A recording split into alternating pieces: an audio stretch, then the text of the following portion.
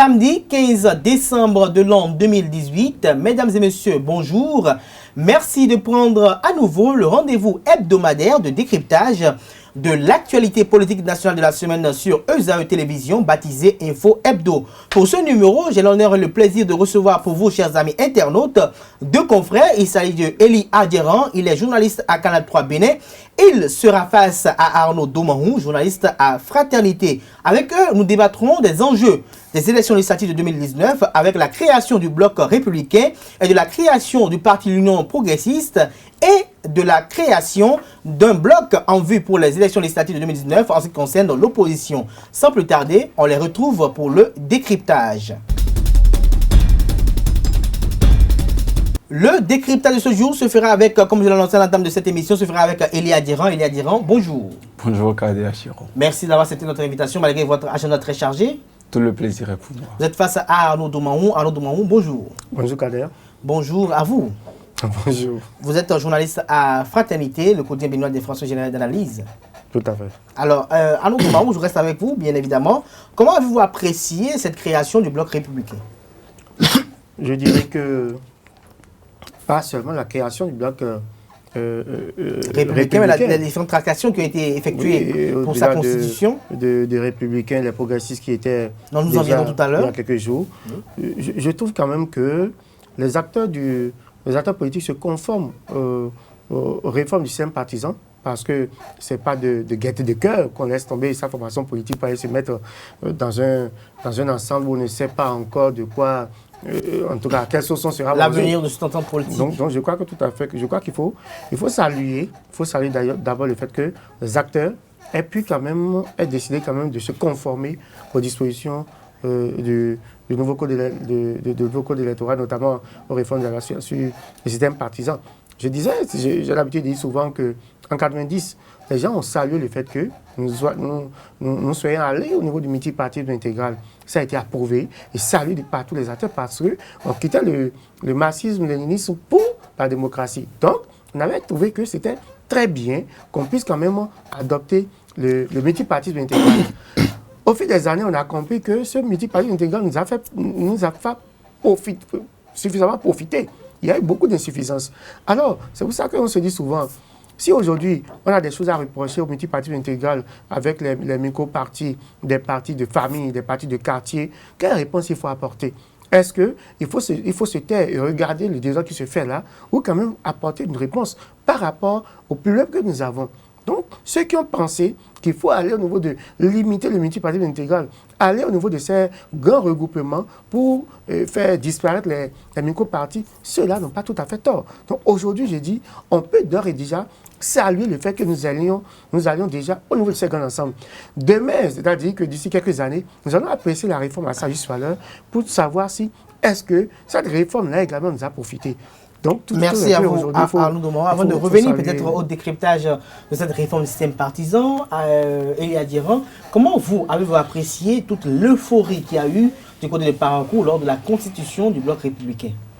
Oui, bien évidemment, comme tout citoyen, comme tout observateur, oui. Moi j'ai observé véritablement l'organisation de ce grand congrès constitutif qui, visiblement, donc, a réuni une marée humaine, selon les dits et selon ce que nous avons vu. Certes, moi, je pense que dans la forme, là, n'est pas le véritable problème. Déjà, mon inquiétude se situe au niveau de la nouvelle configuration que prendra en réalité l'exécution de ce grand groupe républicain. Dans la mesure où je me dis que tant soit peu, on a vu véritablement, comme l'a dit tout à l'heure mon confrère, depuis 90, après donc le marxisme-léninisme, on a recherché en réalité le multipartisme. Certes, le multipartisme intégral. Intégral, ce que nous sommes en train d'observer. Avec le nouveau code électoral et avec le système partisan, c'est vrai que nous sommes en train de revenir progressivement à une reconstitution donc de la plateforme politique. Avec les nouveaux partis, on va essayer donc de quitter avec les micros et on va revenir à un micro-parti, si je peux le dire, tant soit peu, avec le regroupement de plusieurs partis politiques. Mais mon inquiétude, ce n'est pas en réalité ce regroupement. C'est la forme que prendra en réalité l'harmonie qui rayera au sein de ce bloc. Parce que vous savez, on est parti d'1 à 2 aujourd'hui. On a quitté le bloc progressiste, on est venu maintenant au niveau du bloc républicain.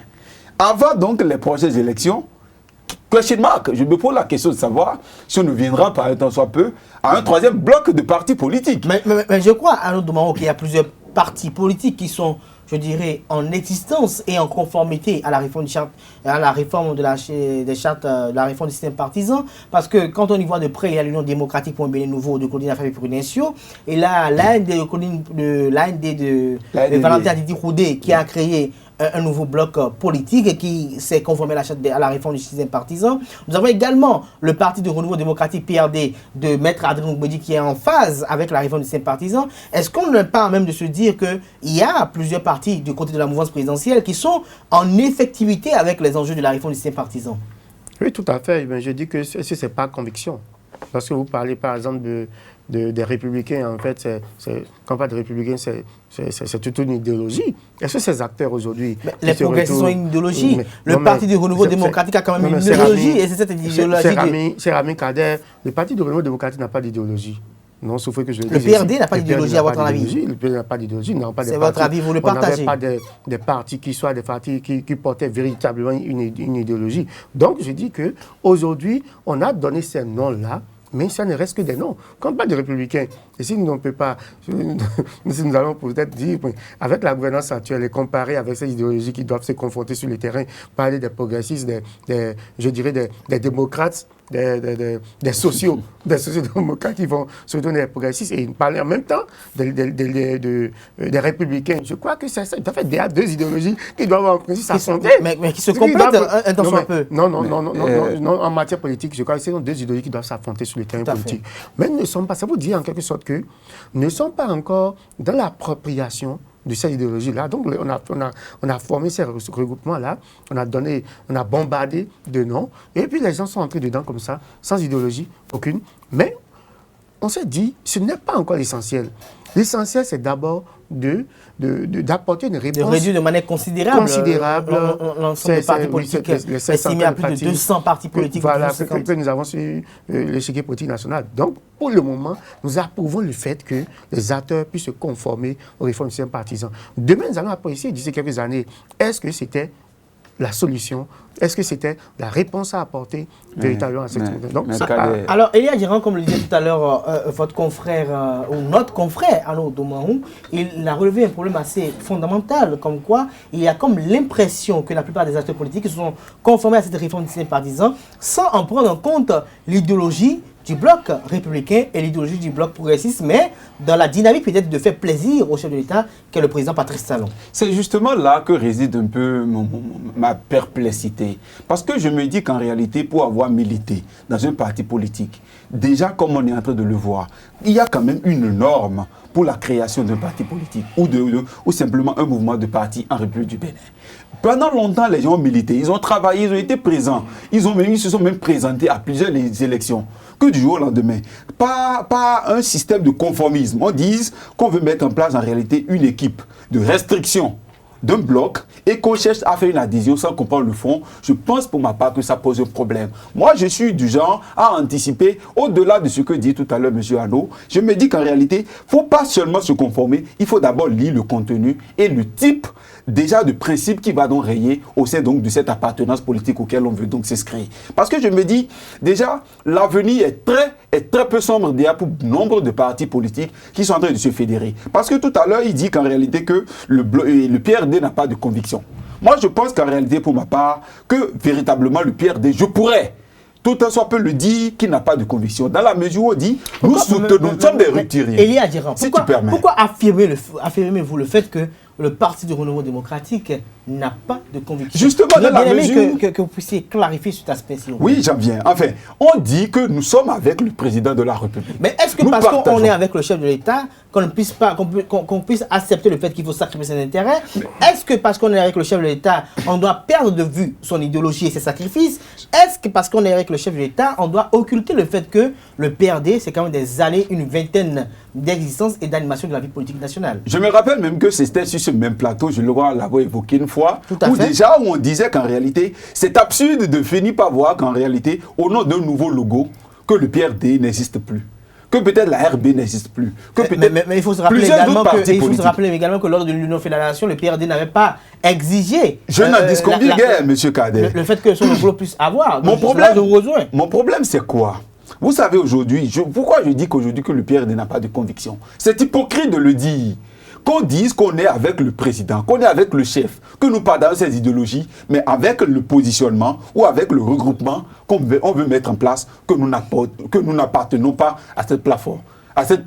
Vous comprenez avec moi qu'en réalité, que ça pose un problème. Je crois, ici même, lorsque l'UDBN disait que je suis avec le chef de l'État, mais je n'accompagne pas cette idéologie. Dans ce même plateau, ici, un confrère à moi aurait dit qu'en réalité, que c'est parce que l'UDBN n'a pas pu même se faire présenter une fois et présenter un seul député à l'Assemblée nationale. Qu'en réalité, il sait déjà, ou du moins, Claudine Pedroso était rassuré de ne pas pouvoir avoir un poste dans la grande masse. C'est pour ça, en réalité, elle a voulu s'extirper de la liste. Mais je crois en réalité que pour ma part, le PRD n'est pas loin dans ce problème. Parce que bientôt, le samedi prochain, vous n'êtes pas sans savoir qu'en réalité, le bloc républicain veut organiser un nouveau progrès. Une grande messe politique au niveau à Porto-Novo. Vous comprenez? Du PRD. À Porto-Novo. Qui est dans le fief du PRD. Tout à fait. Et ça va créer en réalité une cacophonie. Une antithèse ou du moins une grande cacophonie dans la masse. Je me pose la question de savoir, le PRD ne voudrait pas, quel langage vont-ils tous donner dans ce même fief-là pour dire que nous sommes en train d'accompagner le chef de l'État? Pourquoi ne pas carrément laisser de côté les autres divergences, les autres considérations, ou du moins c'est l'intérêt politique, et partager? Soit tu es avec le chef, ou tu affirmes que tu l'es avec ses principes, ou tu sors en réalité donc de cette masse, et tu deviens opposant. Et tu deviens opposant à la réforme. Mais avant de revenir, Elia Diran, j'aimerais quand même recueillir, je dirais, l'appréhension, l'impression de Arnaud Domaro par rapport à cette affaire du PRD qui quand même suscite beaucoup de polémiques et de réactions.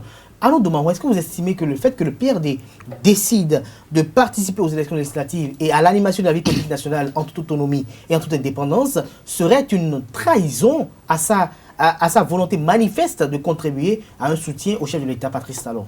Non, je dirais d'abord que nous ne sommes pas là pour faire un procès au parti du Renouveau démocratique, tout à fait. Du tout pas. Merci de le préciser. Nous ne faisons pas un procès du PRD, mais nous constatons également que les acteurs politiques, nos acteurs politiques n'ont pas d'idéologie. J'ai dit aujourd'hui, nous sommes heureux, c'est en cela que nous saluons quelque peu le président Patrice Talon, nous sommes heureux aujourd'hui que ce soit par contrainte quand même, par rapport à la loi, on a dit on n'a pas le choix. Le code électoral a prévu. On n'a pas le choix. On doit aller dans c'est une obligation. C'est une obligation. Si ce n'était pas par contrainte, vous croyez que ces acteurs-là vont telles divergences et se retrouver dans ces ensembles-là? Non, nous ne croyons pas. Donc, c'est pour dire que nos acteurs n'ont pas d'idéologie. Et quand nous parlons du PRD, c'est un exemple parmi tant d'autres. Parce que vous savez, si vous avez une idéologie, en principe, un nouveau pouvoir vient, un nouveau régime vient, et vous dites non, nous sommes fatigués de faire l'opposition, nous allons soutenir le pouvoir. Donc ça veut dire quoi? Ça veut dire que chaque fois qu'un nouveau régime vient, on change d'idéologie.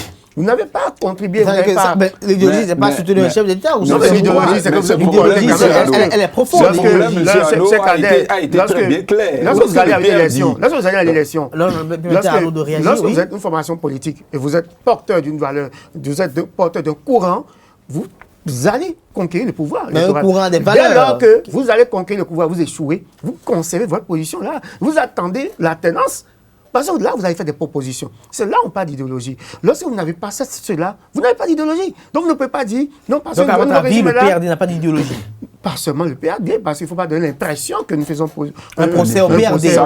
Alors, Elia Diran, comment appréciez-vous cette posture? Oui, mais je vais répondre à votre question. Je vous en reviens par rapport à l'Union démocratique d'un Bénin nouveau, par rapport à Valentin Djiroudé. Comment appréciez-vous, je dirais, ces nouveaux changements au niveau de la classe politique en ce qui concerne ces deux grandes formations politiques qui se réclament également de la mouvance présidentielle? C'est un secret de polichinelle. Moi, je pense que c'est résolument un jeu politique qui est en train donc de se tramer. Chacun voudrait quand même être chef de liste.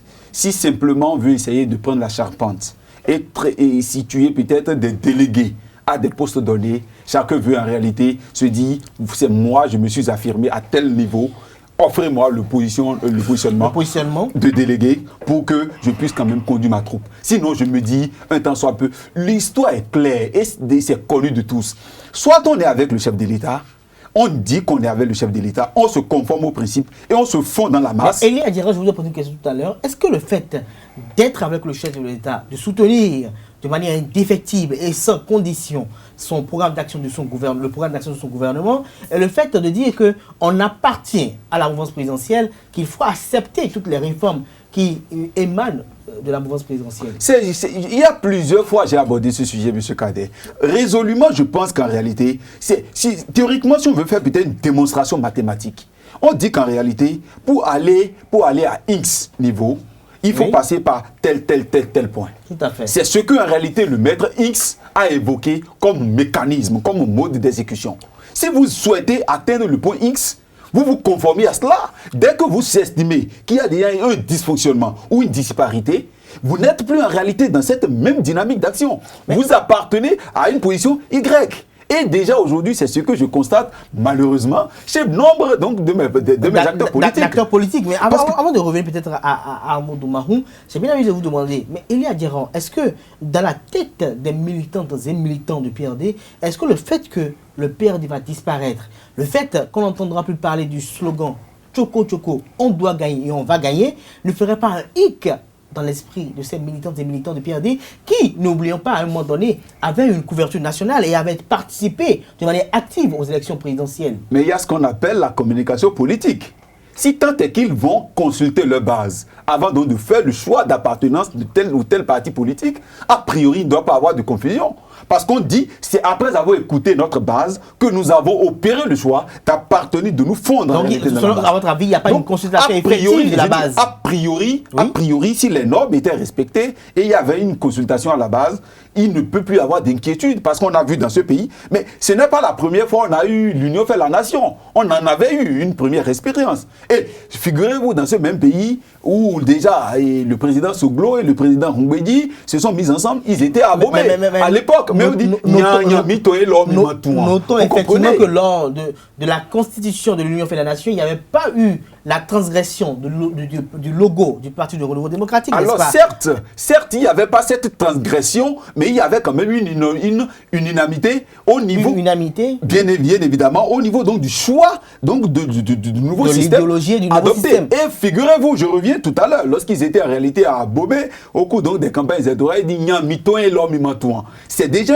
un langage qui a une valeur dans la communication politique qui finit par montrer qu'en réalité, on est ensemble, mais on n'est pas ensemble. Et je me dis, c'est ce que nous entrevoyons en réalité. C'est ce qu'on peut déjà espérer déjà dans quelques jours avec le nouveau système dans l'exécution donc du système partisan qu'on est en train de constater avec les blocs progressistes et les blocs républicains.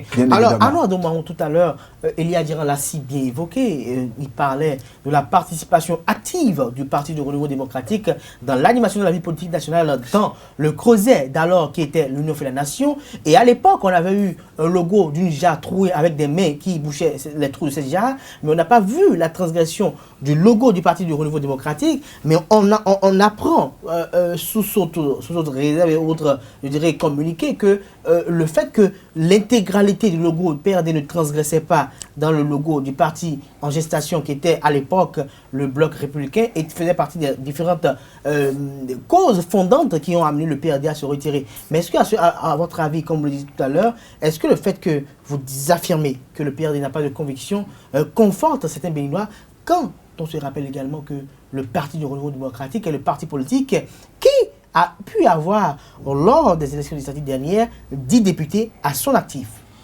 Bon, je ne crois pas que lorsque vous décidez, lorsque vous vous engagez à aller de l'avant, qu'on puisse tenir la roue et continuer à regarder à l'arrière.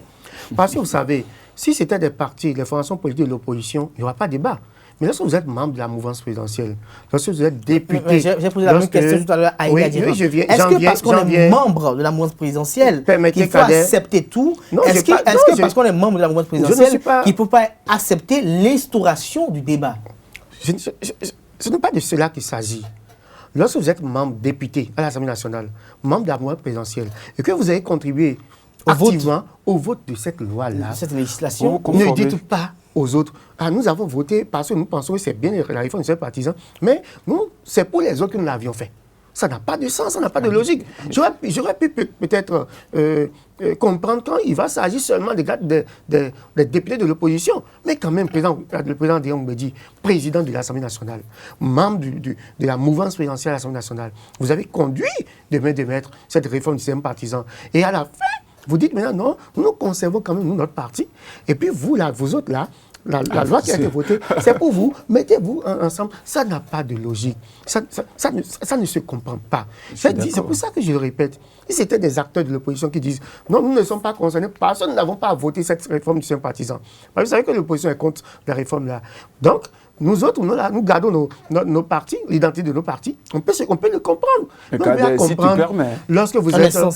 comprendre lorsque vous êtes, par exemple, une certaine Claudine Prudencio, membre de la mouvance présidentielle. Vous avez voté la réforme du système partisan. Vous sortez, vous dites non, l'IDBN conserve son identité.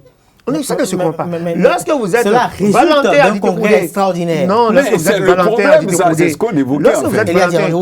lorsque vous êtes Valentin Adité-Koudé, député, membre de la mouvance présidentielle, membre du bureau de l'Assemblée nationale, vous avez voté et vous ressortez, vous dites non, nous pouvons rester, nous allons garder, encore que là, il y a une nuance. Ou surtout le président de l'Assemblée nationale, le président Dion Mbedi, ça ne se comprend pas. Vous n'avez pas voté cette loi-là pour les autres. Ça, c'est le premier aspect.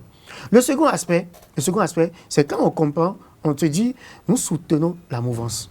Si nous voulons aller ensemble faire des regroupements, il faut, pour la cause de l'unité, que quand on puisse accepter de disparaître.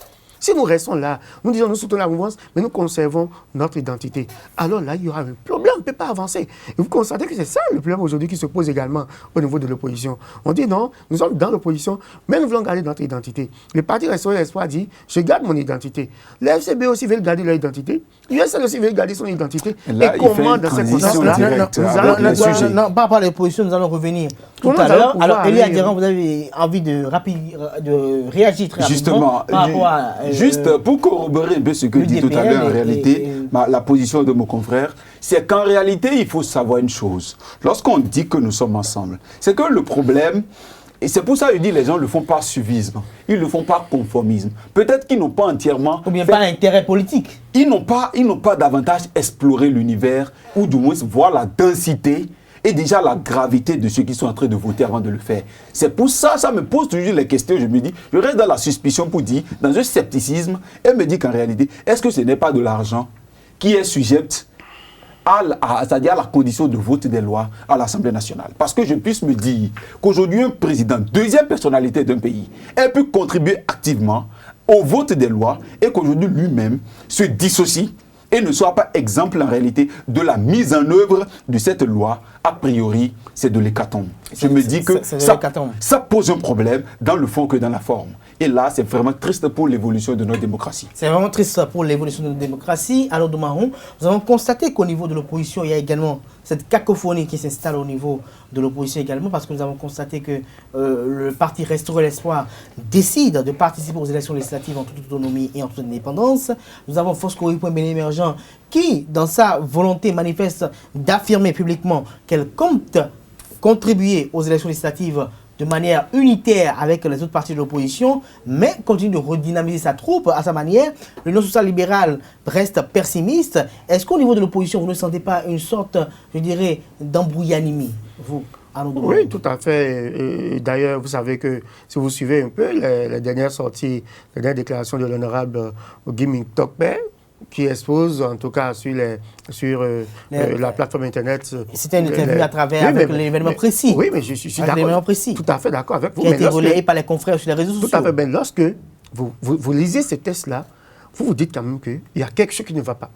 Vous vous dites que c'est parce que les positions, on a du mal à concilier les positions, que finalement, on expose ça à la place publique. Pendant longtemps, on a voulu savoir qu'est-ce qui se trame au niveau de l'opposition, mais on n'en savait rien du tout. Et du jour au lendemain, on voit l'honneur qui commence à faire des déclarations sur la place publique. Ça veut dire quoi? Ça veut dire que ça ne va pas dans le rang de l'opposition. Et pourquoi ça ne va pas? Le même problème que nous avons évoqué tout à l'heure, la question de l'identité, la question qu'on appelle, je sais pas, on veut s'accorder le privilège de garder son identité malgré la réforme. Non, mais peut-être que vous le dites. Mais là, si vous n'êtes pas un parti. Est-ce que vous, Arnaud Domaou, journaliste politique, avec votre expérience, vous ne voyez pas, je dirais, plus ou moins anormal le fait que le parti politique Force Correspondant émergent, qui a animé la vie politique nationale pendant 10 ans, va disparaître au profit de notre ensemble politique? Est-ce que ça ne fait pas... Et quand on sait que cette réforme, au moment où elle a été votée, le seul parti politique qui était en conformité à cette réforme était à l'époque le parti Force Correspondant émergent, qui était porté de l'opposition, et il n'y avait aucun parti de la mouvance qui était en conformité à cette réforme. Oui, mais dites-moi, qu'est-ce qui reste aujourd'hui des Forces Correspondant émergents? Il y a toujours des maires, je vous plus en ou prie, moins maires, je vous en prie, mais il y a encore des cher ami acteurs Kader, politiques, des acteurs qui ont été par le passé, de grands députés, de grands ministres, sous le régime du changement et de la refondation. Non, je vous en prie, cher ami Kader, qu'est-ce qui reste aujourd'hui des Forces Correspondant émergents? Il y a toujours son leader charismatique, l'ancien président Thomas Bouniaï. Le Bouniaï. Et on a vu un peu la ferveur qui entoure lors de cette différente Une hirondelle ne fait pas le sortie. prétend. On n'a que sur le territoire national aujourd'hui, l'une des figures de FCBE, en tout cas des grandes figures de FCBE, le président Bouniaï. En dehors du président Bouniaï, vous avez l'honorable Djadentin qui est en voyage quelque part dans le monde.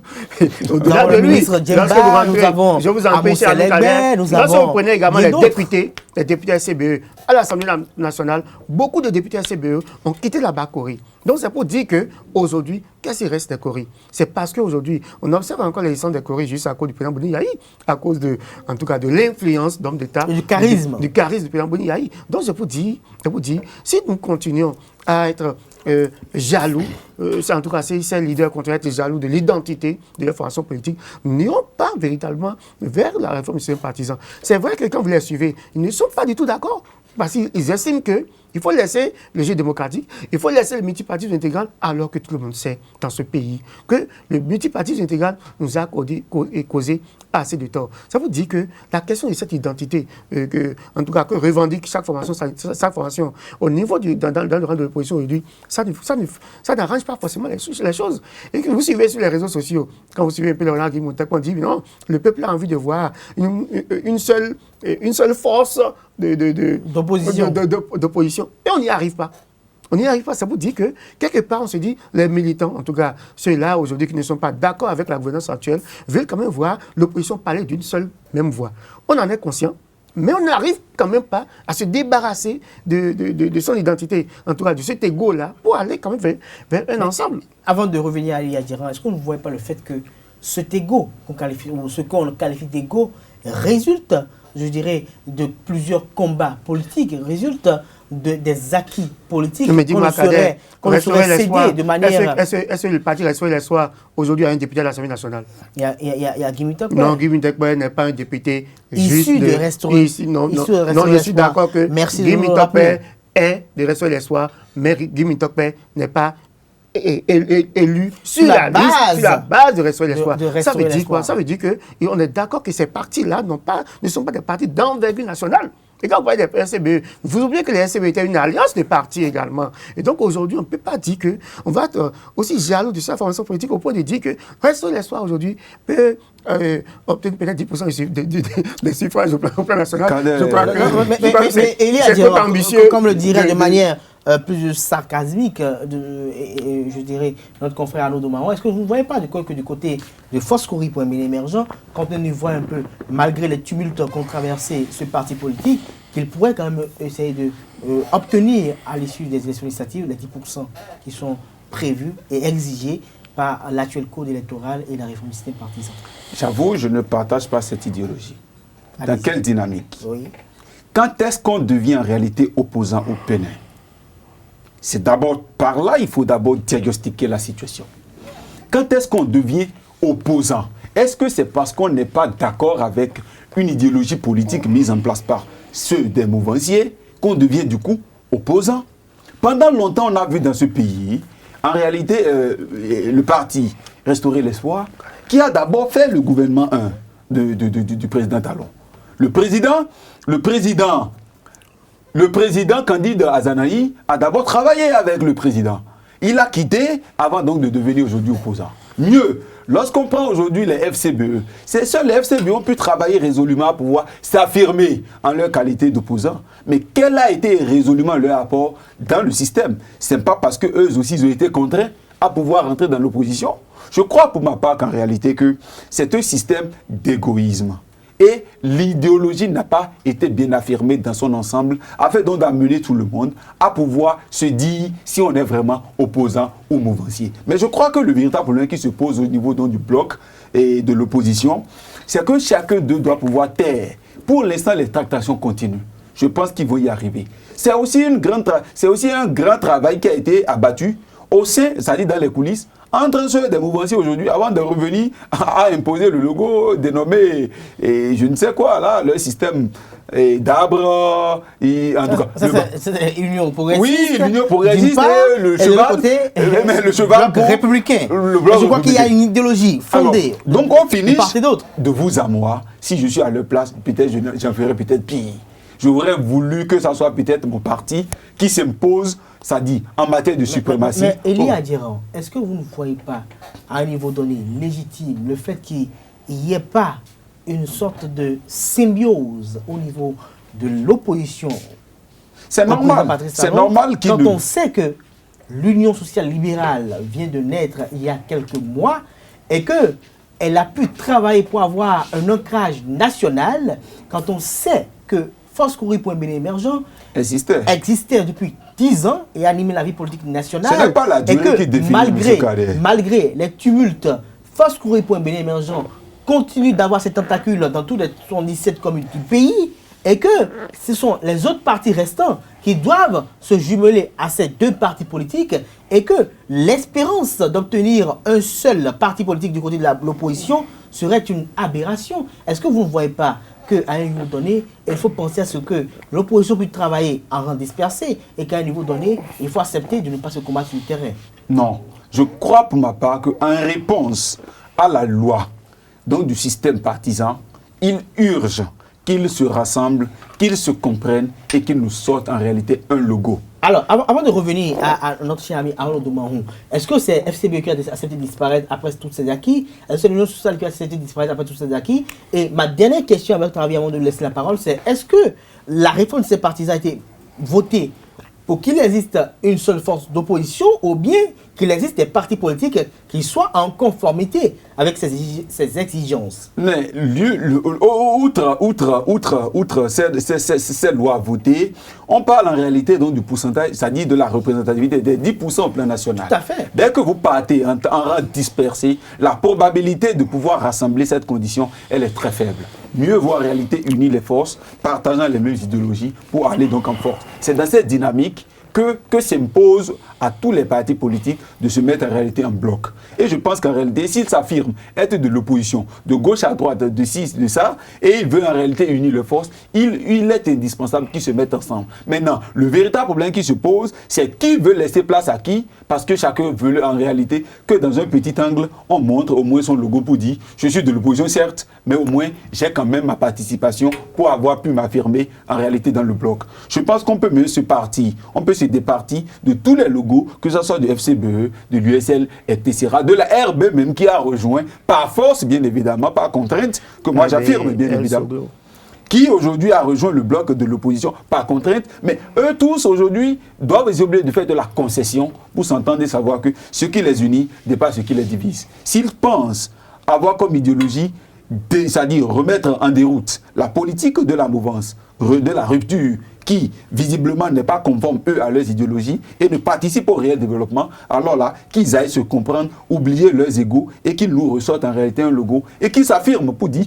voici ce que nous avons également pu cuisiner comme résultat après donc de longues tractations comme résultat, comme logo vis-à-vis donc de notre bloc de l'opposition. Alors vous avez suivi tout à fait votre confrère Elie Adiran qui a évoqué un argumentaire plus ou moins très soutenu d'ailleurs, j'allais dire, pour ne pas dire plus ou moins, mais est-ce qu'au niveau de l'opposition, est-ce que nous allons dire que Force Courrier pour un bien émergent est plus ou moins actuellement hémiplégique? Est-ce que nous allons dire aujourd'hui que l'Union sociale libérale, quand on sait un peu tout le travail qui a été fait sur le plan national, est-ce que nous allons dire que ce parti politique n'est pas en conformité ou ne peut pas se conformer à la révolution des partisans? Et ma dernière question avant de laisser la parole, c'est de savoir, comme je l'ai posé tout à l'heure à Elie Adiran, est-ce que la réforme du système partisan a été votée pour que des partis politiques s'unissent et qu'on ait un seul bloc au niveau de l'opposition, ou bien la réforme a été votée pour qu'il y ait des partis politiques qui animent la vie politique nationale, mais en conformité à cette réforme? Oui, d'abord, je ne répondais pas à votre dernière préoccupation. La réforme n'a pas été, en tout cas, élaborée pour que... On ait un seul parti politique d'opposition.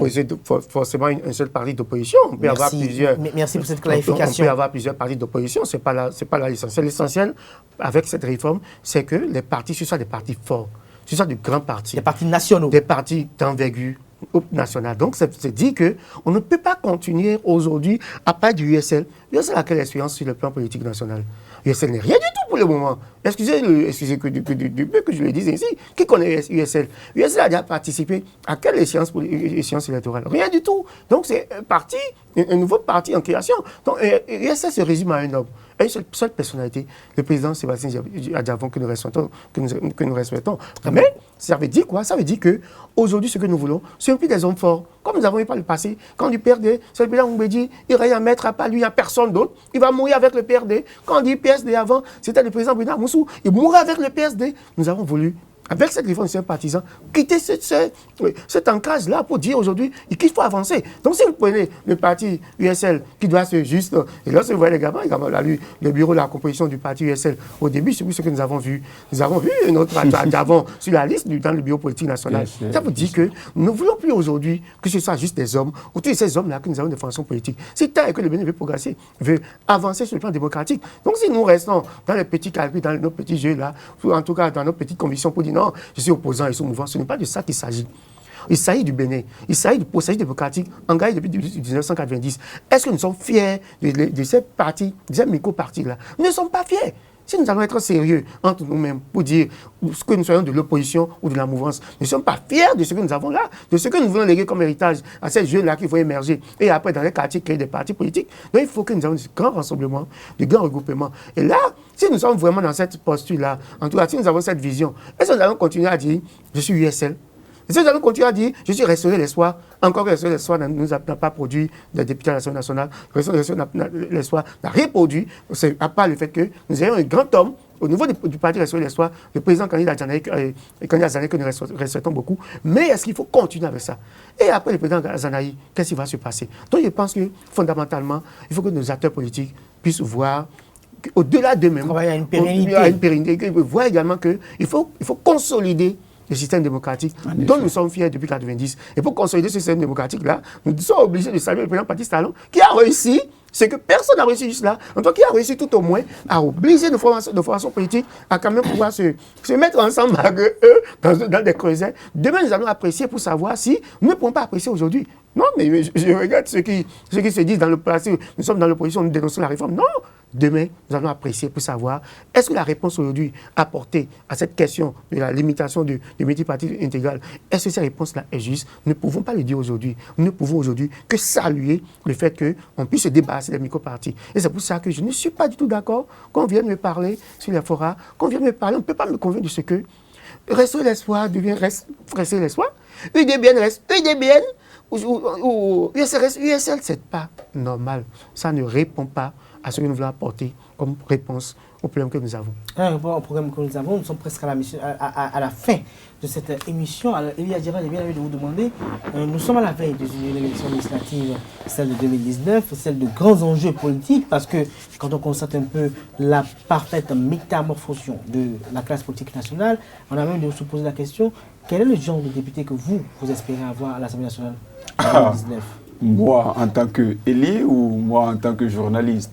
Ma question est tout simple. Le genre de député que je souhaiterais serait donc le genre de député sorti donc des urnes de tous les partis politiques, conformément donc au principe de la charte des partis politiques en bleu du Bénin. Toute personne qui se conforme à la loi, qui comprend en réalité ce que va, qu'ils aillent en réalité en rang dispersé ou en rang unique, je pense pour ma part que c'est le résultat des urnes qui vont donc affirmer. Mais je puisse quand même dire que la probabilité que déjà bon nombre de ceux qui sont actuellement à l'Assemblée reviennent, elle est très faible ou même presque nulle. Parce que l'Assemblée nationale sera vidée de ses députés. On aura donc la chance d'avoir donc de nouvelles têtes et vraiment la démocratie va toujours rester toujours en évolution. Voilà. Et à nos moments. Quand vous posez la question de savoir quel type de député, ça me Ça me donne beaucoup à réfléchir parce que vous savez que nous ne sommes pas fiers de cette législature qui est en train de finir. Cette législature où on a voté beaucoup de lois à polémique. On a voté des lois parfois en contradiction avec nos réalités, avec ce que nous avons construit depuis des années. Vous savez que quand vous voulez prenez la loi sur la création, par exemple, de la criette, ça pose problème. Vous prenez la loi sur la création, vous prenez la loi également non, de quitter le sujet et que je vous attaque. Arnaud Domarou, est-ce que la Cour de répression des infractions économiques et du terrorisme, qui est une juridiction controversée et contestée, est-ce qu'à votre avis, vous ne voyez pas qu'il y a un besoin de créer une juridiction pour essayer un peu de réprimer de manière forte les crimes économiques? Cher ami Kader, ce n'est pas là le débat. Nous avons toujours réprimé les crimes dans ce pays. Mais pas de manière considérable. Je parle de la loi qui a été votée, qui a institué la mise en place de la criette, qui est une loi sujette à polémique. Donc, une loi polémique. Mais toute réforme est à polémique. Non, toute réforme est contestée. Parce que puisqu'elle gèle des intérêts. Cher ami Kader, nous voulons pour la prochaine, pour la 8e législature, des députés qui puissent avoir la tête sur les épaules. Vous voyez la loi sur l'embauche aujourd'hui, où nous sommes dans un contrat à durée déterminée, où le patron peut te renvoyer, cher ami, le patron peut te renvoyer pour n'importe quelle raison, et puis tu as maximum 9 mois du salaire. Ça pose un problème, cher ami Kader. C'est pour dire que nous voulons des députés, quand même, qui puissent avoir la tête sur les épaules, des députés qui sont quand même, qui sont qualifiés. Parce que vous savez, lorsque vous élaborez des lois, lorsque vous votez la loi à l'Assemblée nationale, c'est nous tous qui en répondons. On vote une loi à l'Assemblée nationale, vous votez pour un député, André Godillot, qui va s'asseoir à l'Assemblée nationale, et il vote n'importe quoi, ou bien il se lève, il dit ce que le président dit, c'est ça, il vote, et puis le lendemain, nous répondons tout ça. Nous allons tout subir. Donc nous voulons que pour cette 8e législature, qu'on puisse redorer le blason de l'Assemblée nationale. Qu'on puisse redorer le blason de l'Assemblée nationale. C'est très important. Donc nous voulons que, dans le choix des positionnements, et là encore, je dirais que ce soit au niveau de la mouvance ou de l'opposition, nous avons des acteurs quand même qui sont qualifiés, qui peuvent faire le bon choix. Et je compte également, j'aimerais compter sur l'arbitrage de l'État par rapport à tous ceux-là qui pensent qu'il faut aller se réfugier dans les blocs de la mouvance présidentielle pour aller faire n'importe quoi après l'Assemblée nationale. Donc que ce soit qu'on nous produise des députés de qualité. Des députés de qualité, comme le disait tout à l'heure votre confrère Arnaud Domarou, il disait qu'il faut aller vers un renouvellement de la classe politique nationale. Alors, Elia Diran, qu'est-ce que vous avez à répondre à ceux qui estiment qu'au soir du dépôt des différentes listes électorales, qu'il y aura un renouvellement complet, on dirait à 75% de la classe politique nationale en ce qui concerne ceux qui animent la vie politique nationale du côté de l'Assemblée nationale? À voir déjà l'évolution des faits, je pense que beaucoup se présentent en réalité dans cette marche, pas par conviction, mais simplement par conformisme. Pour des salamalettes, pour se faire accepter dans des pays où se font la promotion par révérence et non par mérite. Si je me regarde le côté de Parakou, par exemple, ça pose un problème où la dernière fois on dit, quand tu regardes un peu sur les réseaux sociaux avec tout ce qui se passe, tout le monde dit que la mobilisation a eu lieu par le biais donc de Sam Adami, du ministre Sam Adami. Donc, pas a priori, c'est comme si déjà... du maire Charles Tokor. Oui, et du maire Charles Tokor. Donc, a priori, déjà... est-ce que vous ne comprenez pas un peu pour finir, le fait qu'on leur octroie cette victoire parce que c'est leur fief et ce sont des acteurs politiques. Quand on parle de Charles Tokor, on parle de Parakou. Quand on parle de Sam Adami, on parle de Parakou. Quand on parle de Bonavassi, on parle de Parakou.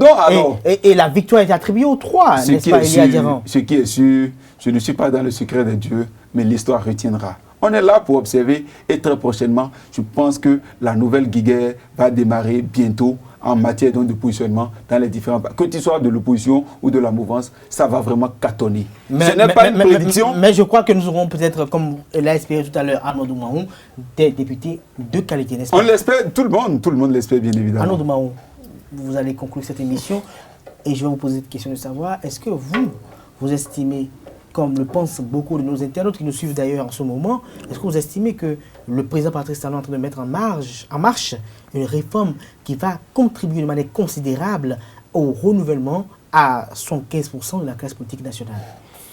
Bon, pas tout à fait. Je ne pense pas que cette réforme puisse conduire à un renouvellement de la classe politique tout entière parce qu'il faut d'abord, sur nos commentaires, sur notre page, lorsque vous allez au YouTube. niveau, lorsqu'il suffit de prendre les partis qui sont créés, l'Union progressiste, vous avez qui à la tête de l'Union progressiste? Vous avez le président, le président Benoît Moussou. Donc je ne sais pas si le président Benoît Moussou sera candidat pour la 8e législature. Et s'il revient à l'Assemblée nationale, ça vous dit que quand vous allez également au niveau des Républicains. Des Républicains, vous avez également qui? Vous avez le ministre Biotchané et plein d'autres, les Kassa, les Madame Massi. Donc, je ne sais pas ce qui va se passer, mais nous attendons de voir ce que va produire l'arbitrage du chef de l'État. Nous espérons que l'arbitrage du chef de l'État soit un arbitrage qui va enraciner davantage les valeurs démocratiques. Il va falloir au niveau de ces blocs-là quand même ramener de nouvelles figures parce qu'il y aura la guerre des générations. Vous savez, au-delà de la guerre des positionnements, il y a des jeunes leaders, des jeunes méritants qui sont au niveau de ces formations-là, qui vont vouloir, quand vous prenez par exemple le docteur Malik Gomina, au niveau des Républiques, c'est une valeur. Je crois que comme l'a écrit d'ailleurs un internaute, voilà un candidat aux élections législatives et qui est déjà élu. Non, mais c'est quoi? Je pense qu'au niveau de ces différents partis en création, il faut que l'arbitrage soit fait. L'arbitrage sera fait et comme l'a dit tout à l'heure, je le répète encore, un ami internaute sur la page YouTube de ESAE TV, il a dit Malik Gomina est élu et disons d'ailleurs même qu'il est même président de l'Assemblée nationale. Et nous espérons d'ailleurs qu'il sera président de l'Assemblée nationale pour que nous ayons davantage un développement du côté des médias, que nous ayons beaucoup plus de prise en charge des différents problèmes, des acteurs de médias, pour qu'on puisse avoir une législation qui va encadrer davantage cette profession assez noble qui contribue au quotidien à l'enracinement des valeurs démocratiques au Bénin. Merci à vous, Elia Durand. Je rappelle que vous êtes journaliste à Canal 3 Bénin. Vous étiez face à Arnaud Domaou, journaliste à Fraternité. C'est vrai que les deux organes appartiennent au groupe Canal 3 Bénin. Merci au groupe Fraternité. Merci pour cette disponibilité au programme des AETV. Merci à vous. J'espère que vous serez encore disponible une autre fois pour une autre émission du genre. Merci également à vous, chers amis internautes. Je dirais même soyez-en bénis. Merci pour cette attention. Le rendez-vous est pris pour le samedi prochain pour notre numéro. D'ici là, portez-vous bien et passez un agréable week-end en programme de votre programme sur les www.esaetv.bj.